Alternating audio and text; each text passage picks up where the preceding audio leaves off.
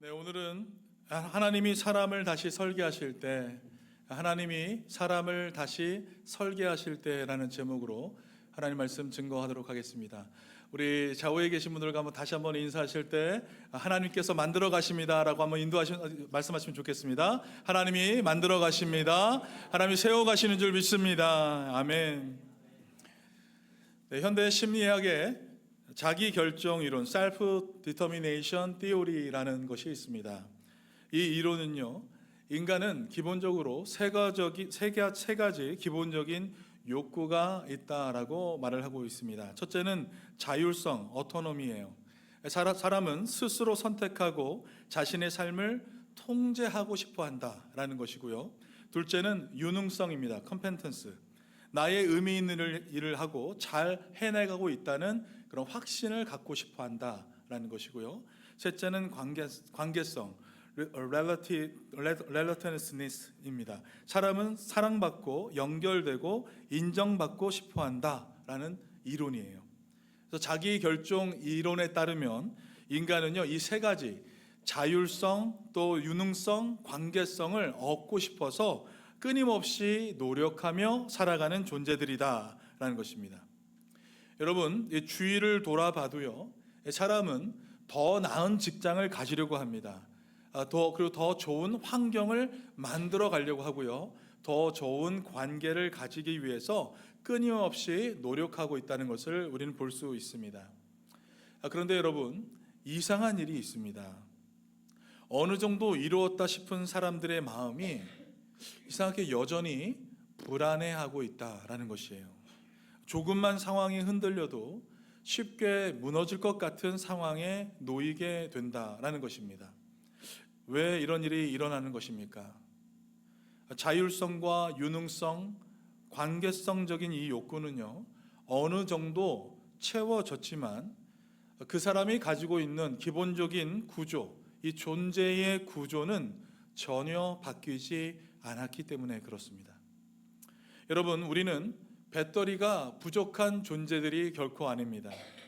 조금 충전해지면 괜찮아지는 존재가 아니라 기본 설정이 자기 중심으로 되어 있는 존재들입니다. 그래서 조금만 상황이 흔들리면 다시 무너지고 마는 것이죠. 오늘 바울은 오늘 본문에서 열심히 기도하라라고 말하지 않았어요. 그렇죠? 기도의 더 깊은 차원에 대해서 말하고 있습니다.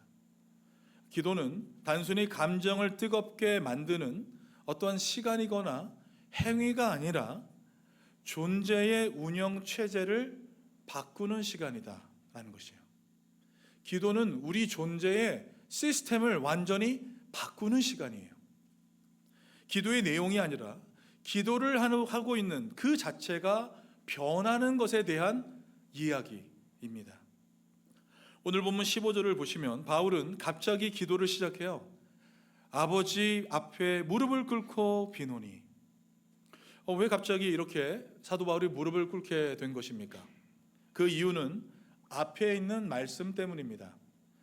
에베소서 3장 1절부터 6절에서는 그리스도의 비밀에 대해서 얘기했습니다. 이방인과 유대인들이 함께 상속자가 되고 함께 한 몸이 되고 함께 하나님의 약속에 참여하는 자들이 되었다라고 얘기했습니다. 그리고 7절과 13절에서는 그 비밀을 맡은 사람들의 삶이 어떠해야 하는지 알려주었어요. 그래서 소명의 시작, 소명의 확장, 소명의 결과, 곧 고난 속에서도 담대함을 갖게 되어야 한다라고 말을 해주었습니다.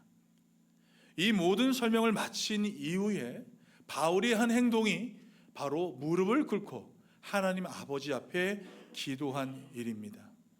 왜냐하면 이 모든 일들이 이루어지기 위해서는 인간의 힘으로 이루어지는 것이 아니라 하나님의 능력으로 오직 기도로만 가능한 일이기 때문입니다. 사실 에베소서 전체를 놓고 보면요, 여러분 사도 바울은요 계속해서 에베소 교회를 향해서 기도하고 있다는 것을 우리는 알 수 있습니다. 에베소서 1장에서 기도로 시작하고요, 3장에서 기도로 전환되며 6장에서 기도로 완성하게 됩니다. 여러분, 이것은 우리에게 매우 중요한 메시지를 주고 있는 것입니다. 모든 계시는 기도로 시작되며 모든 사명은 기도로 유지되고 모든 영적 싸움은 기도로 완성된다라는 것이에요. 이것을 보여주고 있는 것입니다. 그런데 오늘 본문에 이르면 바울은 단순히 기도의 중요성에 대해서 말하는 것이 아니라 어떠한 기도를 해야 하는지를 보여주고 있습니다. 이것을 보면 우리가 잘 보지 못했던 이 기본적인 기도의 구조에 대해서 우리가 살펴볼 수 있습니다. 3장 14절과 21절 오늘 본문에서는 하나의 흐름을 가지고 있습니다. 내면에서 출발해서 사랑으로, 충만으로, 그리고 영광으로 나아가는 것이에요. 바울의 기도는 사랑과 충만, 영광이 먼저 나오는 기도가 아니에요. 속사람이 강건해지면 내면에서부터 변화가 시작되는데 여기에서부터 기도가 시작되게 되는 것이에요. 여기에서부터 모든 것이 시작된다라는 것입니다. 그리고 그리스도의 사랑을 깊이 깨닫게 되고요, 하나님의 충만으로 채워지며 결국 하나님의 영광으로 나아가게 되는 흐름을 가지고 있다는 것입니다.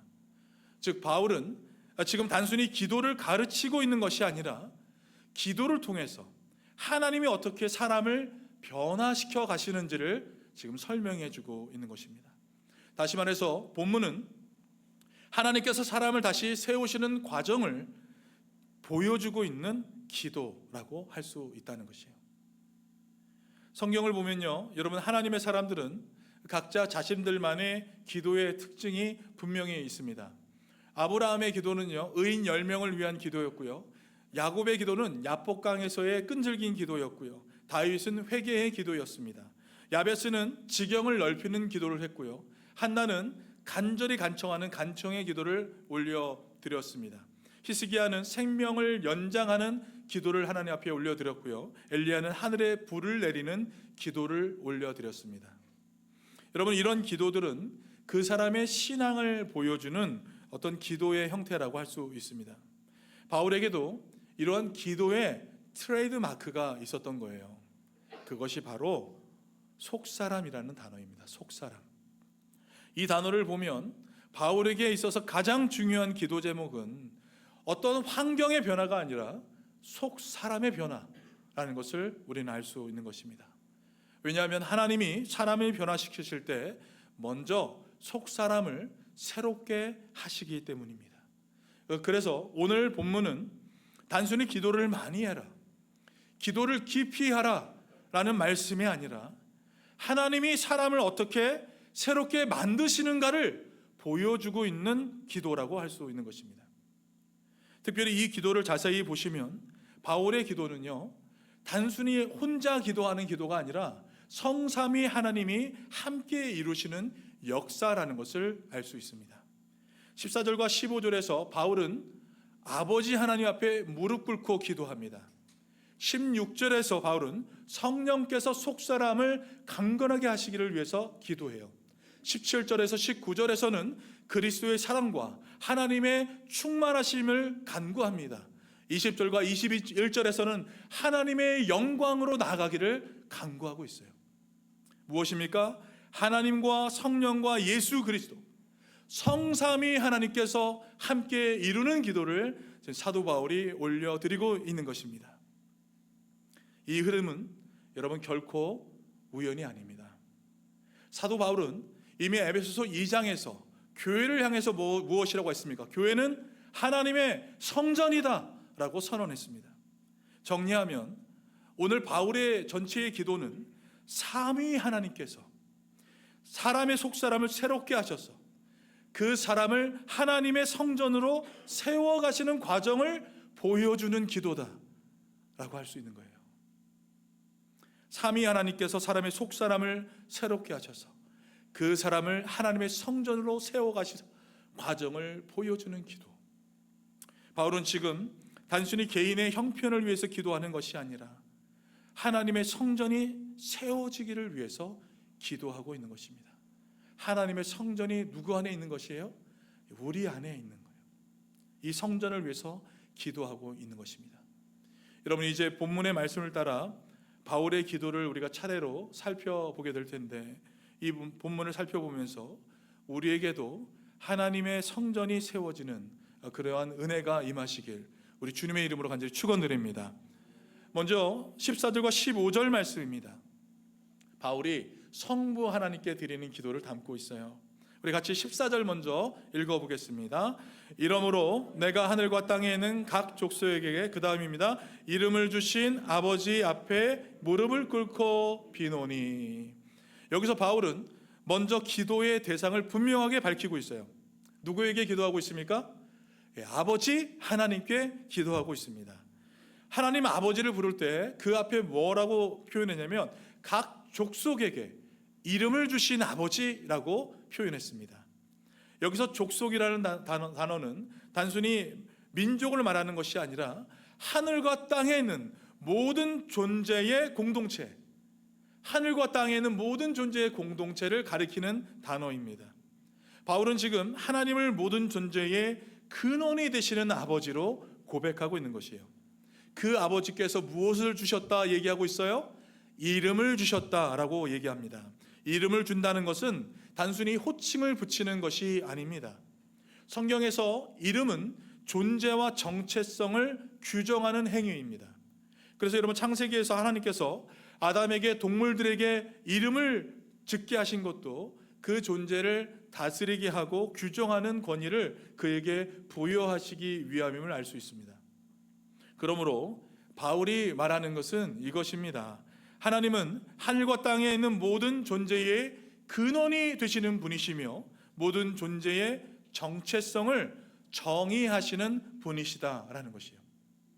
사람을 창조하시는 분이 하나님이시기 때문에 사람을 다시 세우실 수 있는 분도 하나님 한 분입니다 라고 사도 바울이 기도하고 있는 것입니다. 그래서 바울은 그 하나님 앞에 무릎을 꿇게 되는 것이에요. 여러분, 성경에서 무릎을 꿇다라는 것은요, 겸손과 의존의 표현을 말하는 것입니다. 당시 유대인은요, 일반적으로 서서 기도하는 습관이 있었어요. 서서 기도했습니다. 그런데 바울은 하나님 앞에, 모든 것을 창조하시고 다시 세우실 그 하나님 앞에 무릎 꿇고 기도하고 있는 것입니다.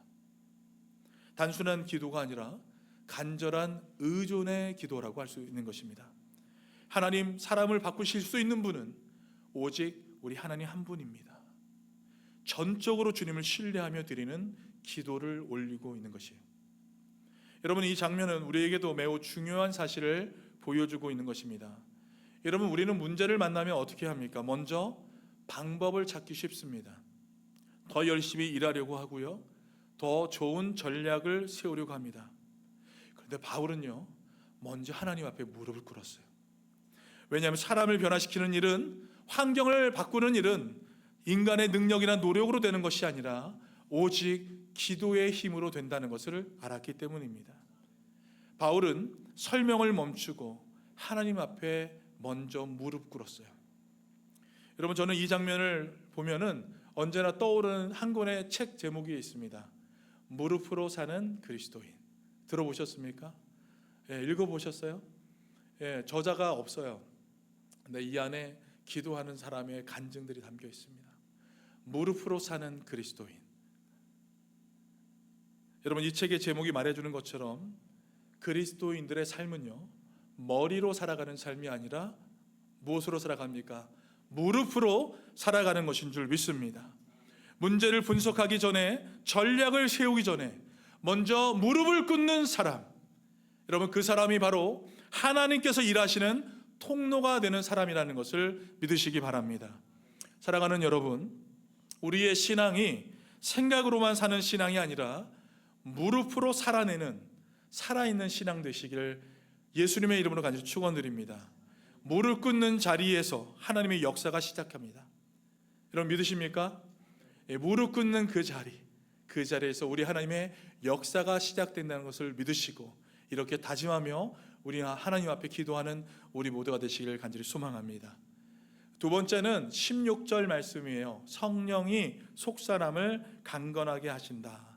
우리 같이 16절 말씀 한번 읽어보겠습니다. 그의 영광의 풍성함을 따라 그의 성령으로 말미암아 너희 속사람을 능력으로 강건하게 하시오며. 아멘. 앞서 말씀드린 대로 여기서 사도 바울은 아주 중요한 단어를 사용했습니다. 어떤 단어입니까? 속사람이라는 단어예요. 영어로 inner being, inner man이라는 단어입니다. 속사람이 있으면요, 이런 무엇도 있다는 거예요? 겉사람도 있는 것입니다. 겉과 속이 다른 사람 너무나 많죠. 속사람이 있으면 겉사람이 있어요. 앞서 말씀드린 것처럼 이 표현은요, 사도 바울이 자주 사용하는 표현입니다. 그래서 로마서 7장 22절에 내 속사람으로는 하나님의 법을 즐거워하되 라고 표현했고요, 고린도후서 4장 16절에 우리의 속사람은 날로 새로워지는도다 라고 표현했고, 오늘 에베소 3장 16절에 너희 속사람을 능력으로 강건하게 하시며 라고 속사람을 또 사용했습니다. 여기서 속사람은 단순한 감정이나 기분을 말하고 있는 것이 아닙니다. 속사람이라는 것은 사람의 내면 안에 있는 중심, 존재의 핵심을 얘기하는 것이에요. 사람의 생각과 의지와 신앙이 자리 잡고 있는 존재의 중심부, 그것을 속사람이라고 얘기하고 있는 것입니다. 바울은 바로 이 속사람이 강건해지기를 기도하고 있습니다. 여러분, 여기서 강건해지다라는 이 단어는요, 강하게 하다, 굳세게 하다, 견고하게 하다라는 의미가 있습니다. 다시 말해서 바울은 하나님, 이 사람들의 속사람이 무너지지 않는 존재들, 강건하고 견고한 존재가 되게 하옵소서라고 기도하고 있는 것입니다. 여러분, 성경 원어상으로 이 16절에 강건하게 하시오며 라는 이 기도가 가장 첫 번째로 올려드리는 간구예요. 그리고 나서 이후의 내용들은 이 기초 위에 하나씩 확장되는 구조를 가지고 있습니다. 어떤 말입니까? 속사람이 강건해져야 된다는 것이 가장 중요한 기도라는 것이에요. 여기에서부터 모든 것이 시작된다는 것입니다. 또한 바울이 중요한 표현을 하나 했는데요, 그의 영광의 풍성함을 따라 라고 얘기했습니다. 바울은 단순히 조금 도와주세요라고 기도하지 않았습니다. 하나님의 영광의 풍성함을 기준으로 기도한 것입니다. 무슨 말일까요? 하나님은 조금 주시는 분이 아니라 풍성하게 주시는 하나님이시다라는 것입니다. 여러분, 하나님의 영광의 풍성함에 맞게 이 사람들을, 속사람을 강하게 해 주십시오 라고 사도 바울이 기도한 거예요. 하나님의 풍성함에 맞게 이 사람들의 속사람을 강건하게 해 주시옵소서, 그렇게 기도한 것입니다.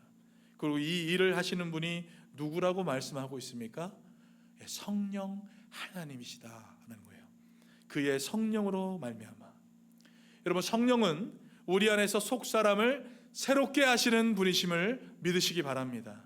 성령이 역사하실 때 사람의 생각이 바뀌고요, 사람의 마음이 새로워지고 사람의 존재가 변화되게 될 줄 믿습니다. 그래서 성령의 역사는 겉에서도 일어나는 변화가 아니라 이 속에서 일어나는 변화인 것입니다. 많은 사람들이 문제의 원인을 환경에서 찾습니다. 직장이 문제라고 생각합니다. 사람이 문제라고 생각합니다. 상황이 문제라고 생각합니다. 그리고 이런 것들로 자꾸만 흔들립니다. 이것 때문에 저는 힘들어요. 이것 때문에 힘들어요. 이 사람 때문에 나를 힘들게 합니다. 자꾸 흔들립니다. 그러나 바울은 다르게 기도했다는 것을 여러분 기억하시기 바랍니다. 바울은 환경이 아니라 나의 속사람을 위해서 기도하고 있는 것이에요. 사람은 환경 때문에 무너지는 약한 존재가 아니라 속사람 때문에 무너지는 약한 사람이에요. 겉사람이 강한 사람은 많습니다. 능력도 있고 재능도 있고 경험도 있습니다. 그러나 여러분, 속사람이 약하면 조금만 누가 흔들어도 이내 무너지고 마는 것입니다. 사랑하는 성도 여러분, 속사람이 강건해지시길 예수님의 이름으로 간절히 축원드립니다. 여기에 상처받고 이 사람 저 사람의 상처받고 받는 일에 몰두하면서 하나님의 은혜를 깨닫지 못하는 어리석은 인생이 되지 않고 속사람이 강건해져서 이런 상황에서도 감사하고 저런 사람 때문에 감사하며 하나님의 뜻을 구하며 살아가시는 주님의 신실한 백성들 되시길 간절히 소망합니다. 문제가 사라지기 전에 먼저 사람이 세워져야 해요. 환경이 바뀌기 전에 먼저 속사람이 강건해져야 한다라는 것입니다. 여러분, 성령께서 우리의 속사람을 강하게 하실 때 상황은 변하지 않다 하더라도 사람은 결코 무너지지 않을 줄 믿습니다.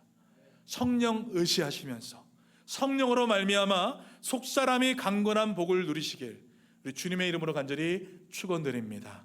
아멘. 세 번째는 성자 그리스도께서 마음에 거하신다라는 것입니다. 속사람이 강건해지면 그 다음에 일어나는 일이 있습니다. 그리스도께서 마음의 중심이 되시는 거예요.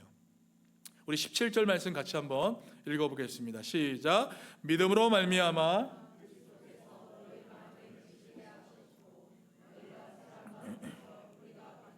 터가 굳어져서. 아멘.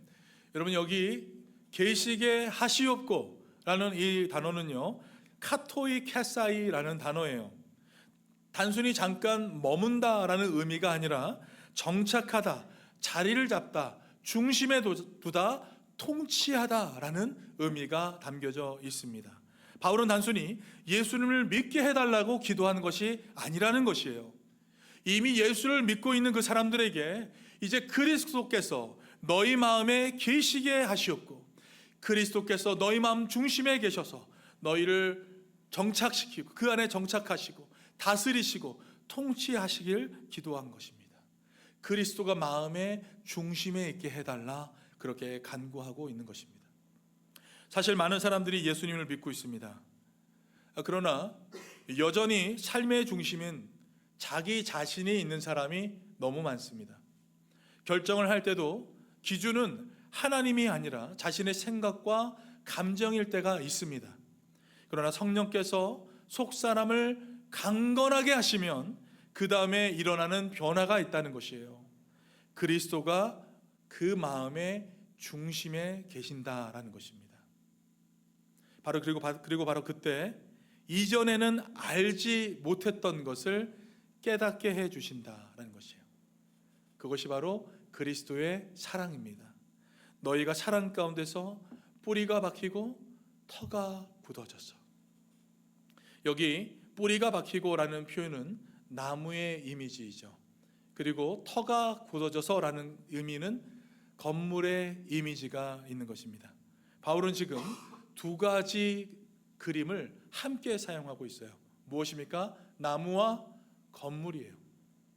그리스도의 사랑 안에 깊이 뿌리를 내리고 견고하게 세워지는 삶에 대해서 사도 바울이 강구한 것입니다. 여러분, 바울은 이 사랑을 아주 놀라운 방식으로 설명했어요. 이 사랑은 어떠한 사랑이냐? 19절에 우리 같이 한번 읽어보겠습니다. 시작. 그 너비와 길이와 높이와 깊이가 어떠함을 깨달아. 여러분, 너무 시적인 표현 같지 않으세요? 그런데 여러분, 이 표현은요, 시적인 표현이 아니에요. 이것은 그리스도의 사랑이 측량할 수 없는 사랑이다. 하나님의 사랑은 그 넓이와 깊이가 어떠한지 알지 못하는, 우리가 감히 측량할 수 없는 사랑이다 라고 표현한 것입니다. 사람의 지식으로는 다 이해할 수 없고 사람의 경험으로도 다 설명할 수 없는 사랑을 얘기하고 있는 것이에요. 이것을 바울은 18절에서 이렇게 묘사했습니다. 같이 읽겠습니다. 능히 모든 성도와 함께 지식에 넘치는 그리스도의 사랑을 알고, 뭐라고요? 지식에 넘치는 그리스도의 사랑을 알고 라고 표현했다는 것입니다.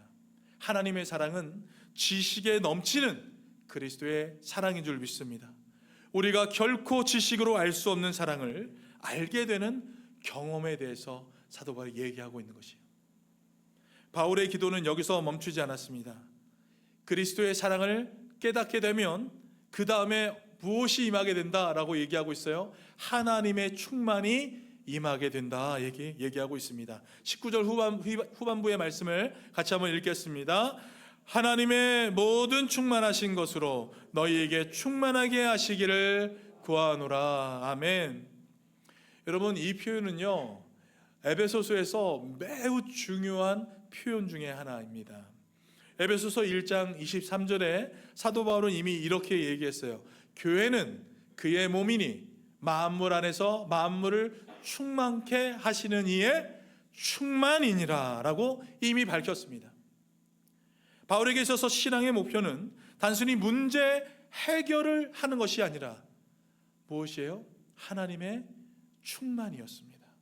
하나님으로 충만한 삶, 난 예수로 충만한 삶을 살겠습니다. 그렇게 얘기하는 것이에요. 하나님이 충만하지 않아서 여러분 우리가 충만하지 못하는 것일까요? 결코 아닙니다. 하나님이 이미 완전히 충만하신 분이세요. 문제는 하나님이 아니라 우리의 용량인 것입니다. 그래서 바울은 하나님이 더 많이 주시기를 기도하지 않았어요. 하나님, 이 사람의 존재가 더 크도록 바꾸어 주시옵소서. 속사람이 강건해지도록 간구한 것입니다. 여러분, 성령으로 속사람이 강건해지고 그리스도가 중심이 되고 그리스도의 사랑을 깨닫게 되면 그때 그 사람은 하나님의 충만을 담을 수 있는 존재가 될 줄 믿습니다. 이것이 바로 하나님이 사람을 다시 설계하실 때 일어나는 변화입니다. 사랑하는 성도 여러분, 은혜를 더 받기 전에 은혜를 담을 그릇이 커지시길 간절히 소망합니다. 내 입을 넓게 열라. 뭐라고요? 내가 채우리라. 할렐루야. 예, 우리 하나님께서 말씀하셨습니다. 내 입을 넓게 열라. 내가 채우리라. 하나님이 일하시지 못하는 이유는 능력이 없어서가 아니라 우리가 너무 작아서 하나님의 그 충만을 다 담을 수 없기 때문일 것입니다. 바울의 기도는 더 많은 것을 달라는 기도가 아니라 사람이 새로워지기를 간구하는 기도였습니다. 성령으로 속사람이 강건해지고 그리스도께서 마음의 중심이 되시고 그리스도의 사랑을 알게 되고 마침내 하나님의 충만이 거하게 되는 삶, 바로 그 변화가 우리 삶 가운데도 일어나기를 우리 예수님의 이름으로 간절히 축원드립니다. 아멘. 마지막 20절과 21절에 모든 것이 하나님의 영광으로 향하는 것을 우리는 볼 수 있습니다. 이제 마지막 바울의 기도는 이 마지막 절에서 아주 폭발하게 돼요. 20절과 21절 말씀 우리 같이 한번 함께 읽겠습니다. 우리 가운데서 역사하시는 능력대로 우리가 구하거나 생각하는 모든 것에 더 넘치도록 능히 하실 이에게 교회 안에서와 그리스도 예수 안에서 영광이 대대로 영원 무궁하기를 원하노라. 아멘. 여러분, 이 말씀은 단순히 기도의 끝을 말하고 있는 것이 아닙니다. 이것은 사도 바울이 하나님께 올려드리는 찬양이에요. 영광이 세세무궁토록 하나님께 있을지어다. 영원 무궁토록 주님께 있습니다. 그렇게 올려드리는 찬양입니다. 기도로 시작했던 사도 바울이 이제 하나님의 영광을 향한 찬양으로 폭발하고 있는 것입니다. 여러분, 바울은 지금 어디에 있습니까? 감옥에 있어요. 그의 상황은 초라하고요, 환경은 절망적입니다. 사람의 눈으로 보면 실패한 인생처럼 보입니다. 그러나 바울의 시선은 감옥에 있지 않았어요. 그의 시선은 어두운 환경에 있지 않았습니다. 하나님의 능력과 하나님의 영광을 바라보고 있었던 것입니다. 여러분, 우리가 구하거나 생각하는 모든 것에 더 넘치도록 능히 하실 이에게 사도 바울이 그렇게 바라보며 기도한 것이요, 여기서 중요한 표현이 나오죠. 구하거나 생각하는 모든 것에 더 넘치도록, 구하거나 생각하는 모든 것에 더 넘치도록. 여러분, 사람의 기도에는, 우리의 기도에는 언제나 한계가 있습니다. 여러분, 이 문제만 해결되면 좋겠습니다. 이 상황만 넘어가면 좋겠습니다. 이 어려움만 지나가면 좋겠습니다 라는 한계가 있어요. 그러나 바울은요, 하나님은 우리의 기도보다 크신 분이심을 고백하고 있는 것입니다. 하나님은 우리가 구하는 것보다 크시고, 하나님은 우리가 생각하는 것보다 크시고, 하나님 우리가 상상하시는 것보다 크신 분이심을 사도 바울은 고백하고 있는 것입니다. 더 넘치도록 능히 하실 이에게. 여러분, 여기서 더 넘치도록이라는 단어는요, 헬라어에서도 매우 강한 표현이라고 할 수 있습니다. 단순히 많이라는 뜻이 아니고요, 넘치고 또 넘치는 것, 상상할 수 없을 만큼 풍성한 것을 의미하는 것입니다. 여러분, 하나님은 우리가 기대하는 수준에서 일하시는 분이 아니십니다. 우리의 상상을 넘어, 우리의 계산을 넘어, 우리의 기도를 넘어 일하시는 하나님이신 줄 믿으시기 바랍니다. 저를 따라해 주십시오. 하나님은 나의 상상을 넘어, 나의 계산을 넘어, 나의 기도를 넘어 일하십니다. 할렐루야. 아멘. 하나님은 그러신 분이신 줄 믿습니다. 근데 여기서 바울은 중요한 사실을 한 가지 덧붙여요. 그 모든 영광이 나타나는 장소가 있다는 거예요. 장소가. 그 영광이 나타나는 장소가 있다. 교회 안에서와 그리스도 예수 안에서. 어디라고요?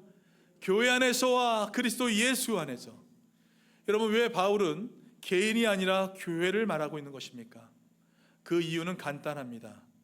속사람으로, 성령으로 속사람이 강건해지고 그리스도가 마음의 중심이 되시고 그리스도의 사랑을 깨닫게 되고 하나님의 충만하심이 채워진 사람들, 이런 사람들이 함께 모인 공동체가 어디예요? 바로 교회이기 때문입니다. 할렐루야. 그래서 교회는 단순한 모임이 아닙니다. 교회는 프로그램이 아닙니다. 교회는 건물이 아니에요. 교회는 하나님의 영광이 나타나는 공동체인 줄 믿습니다. 하나님께서 사람의 속사람을 변화시키시고 그 사람을 하나님의 성전으로 세우시며 그 공동체를 통해서 하나님의 영광을 드러내시는 줄 믿습니다.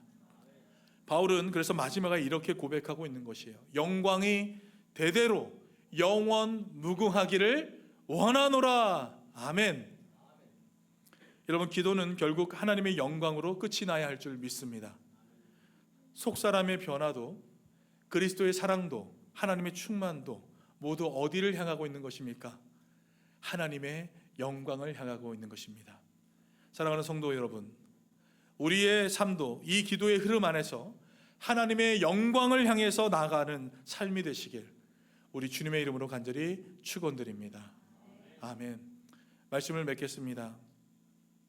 여러분, 한국 도로 많이 아시죠? 한국에 운전해 보셨습니까? 한국 도로에 가면은 유독 항상 막히는 구간들이 있다고 합니다. 같은 시간에 다른 도로는 잘 흐르는데 그 구간만 가면 차가 멈춰서듯 막혀버린다는 것이에요. 처음에는 이것이 운전자의 문제인 줄 알았다고 합니다. 어떤 사람은 신호 때문일 것이다 생각했어요. 또 어떤 사람은 교통량이 많아서다라고 생각했습니다. 그런데 교통 전문가들이 조사해 보니까 문제는 운전자에게도 있지 않았고 신호에도 있지 않았어요. 문제는 도로의 구조 문제였습니다. 넓게 잘 달리던 도로가 어느 지점에 가면 갑자기 차선이 줄어드는 구조가 된 것이에요. 8차선이 4차선이 되면서 차가 아무리 잘 달리다가도 이 지점에 가게 되면 병목 현상이 생겨나게 된 것입니다. 문제는 차가 아니라 뭐였어요? 도로 구조였습니다. 사랑하는 성도 여러분, 우리의 신앙도 이와 비슷할 때가 있습니다. 여러분, 우리의 문제는 환경의 문제가 아니라 속사람의 구조적 문제일 수 있다는 것입니다. 속사람이 약하면 조금만 상황이 흔들려도 인생이 쉽게 무너져 버립니다. 그래서 바울은요, 문제를 없애달라고 기도하지 않았어요. 하나님, 이 문제를 뛰어넘게 해주십시오 라고 기도하지 않았어요. 속사람을 강건하게 해달라 기도한 것입니다. 성령으로 속사람이 강건해지면 그리스도가 마음의 중심이 되고요, 그리스도의 사랑을 깨닫게 되고 하나님의 충만으로 채워지며 마침내 하나님의 영광을 향해 살아가는 존재로 우리는 변화되게 되는 것입니다. 내면 사랑, 충만, 영광. 한번 따라해 보시겠습니까? 내면 사랑, 충만, 영광, 내면이 사랑으로 충만으로 영광으로 나아가는 삶을 살아가게 될 줄 믿습니다. 그리고 이 모든 일은 삼위 하나님이 함께 이루어 주시는 역사인 것입니다. 사랑하는 성도 여러분, 기도는 우리 하나님을 설득하는 시간이 결코 아닙니다. 오해하지 마세요. 하나님을 설득하는 시간이 아니에요. 기도는요, 성부께 나아가는 것이에요. 그리고 성령의 능력으로 속사람이 변화되고 그리스도의 사랑으로 그리스도를 중심에 두고 하나님의 충만으로 채워져서 결국 하나님의 영광을 위해 살아가는 새로운 존재로 변화되게 되는 시간, 이것이 기도의 시간인 줄 믿으시기 바랍니다. 우리의 존재가 변화되는 시간이 기도의 시간이에요. 그러므로 이제 이렇게 기도하시기를 원합니다. 하나님, 나의 속사람을 새롭게 하시고 다시 나를 설계해 주옵소서. 여러분 그렇게 기도하시기를 원합니다. 같이 한번 우리 한번 읽어볼까요? 시작. 하나님, 나의 속사람을 새롭게 하시고 다시 나를 설계해 주옵소서. 영어로 한번 읽겠습니다. God, renew my inner being and redesign my life. 할렐루야. 아멘. 그렇게 우리의 삶이 교회 안에서 또 그리스도 예수 안에서 대대로 영원무궁하도록 하나님의 영광의 삶이 되시길 우리 주님의 이름으로 간절히 축원드립니다. 같이 기도하시겠습니다.